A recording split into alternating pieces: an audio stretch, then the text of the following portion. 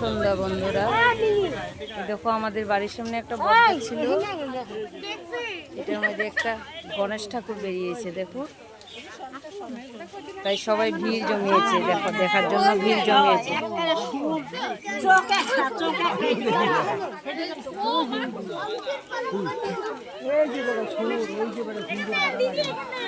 এইটা